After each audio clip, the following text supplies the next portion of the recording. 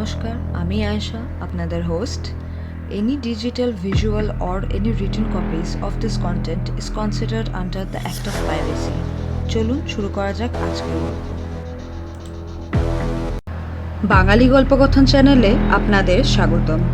আজকের গল্প টিলিয়া সিংহ রায়ের লেখা প্রেত তন্ত্র, পর্ব 2। নাগধার বসল। শুকনো গলায় দুঢোক চাপার পরে শুরু করল। ডাক্তার, এই কাহিনী হলো এক দম্পতির, যারা শুধু ওই অভিশপ্ত জঙ্গলের অভিশপ্ত বাড়িটি কিনে ক্ষান্ত দেয়নি, ওরা নিজেরা আরেকটা ওই রকমই অভিশপ্ত ভয়ানক বাড়ি বানিয়ে ওই পাহাড়ের কাছে ছিল। ডক্টর প্যাটিংসন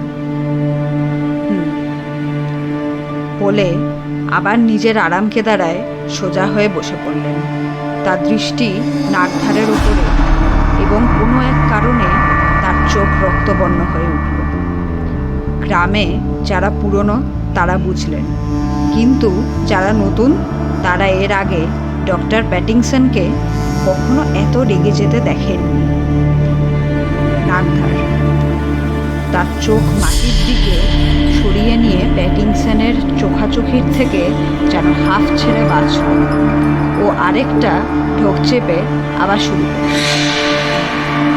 নাগধার বলে উঠল, বিশ্বাস করুন ডাক্তারবাবু, আমরা ওই দম্পতিকে দুজনকেই আলাদা আলাদাভাবে বলেছিলাম যে ওই জায়গা সৌন্দর্য শুধুই মায়া, ওই মায়ায় না পড়তে ওখানে ভূত প্রেতের বাস। কিন্তু ওই ঈশা ম্যাডাম আর অম্বিকেশ বাবু দুজনই ছিলেন নাস্তিক গোছের।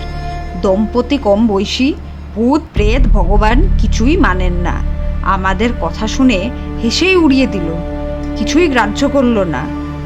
ডাক্তারবাবু, আপনি বিশ্বাস করুন, আমরা আমাদের যথাসাধ্য বারণ করেছি ও বোঝানোর চেষ্টা করেছিলাম যে ওই অভিশপ্ত পাহাড়ি জমিতে কোনো মানুষ এর আগেও কোনো দিন টিকতে পারেনি। আপনাদের আগে যতজন ওই বাড়িতে ছিল বা পাহাড়ের কাছে রাত কাটিয়েছিল, শুধু তাদের মৃত্যুই তাদেরকে ওই বাড়ি থেকে বের করে আনতে পেরেছে আজ অবধি। আর যারা জমি কিনেছিল তাদের দেহ আজ অবধি কেউ খুঁজে পায়নি। প্যাটিংসন ভারী গলায় বললেন, ভেতরে এসে বসো। ফায়ারপ্লেসের আগুনটার তাপ আরেকটু বাড়িয়ে দিয়ে 2 কাপ চা নিয়ে এসে আরও মন দিয়ে শুনতে লাগলেন আগুনের দিকে তাকিয়ে।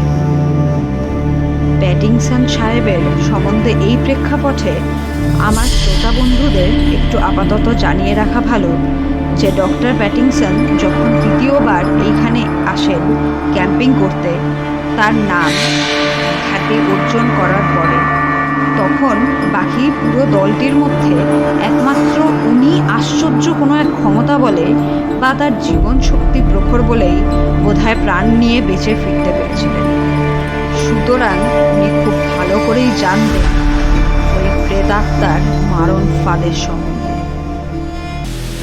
আজকের মতো গল্পের গাড়ি এখানেই থামলো।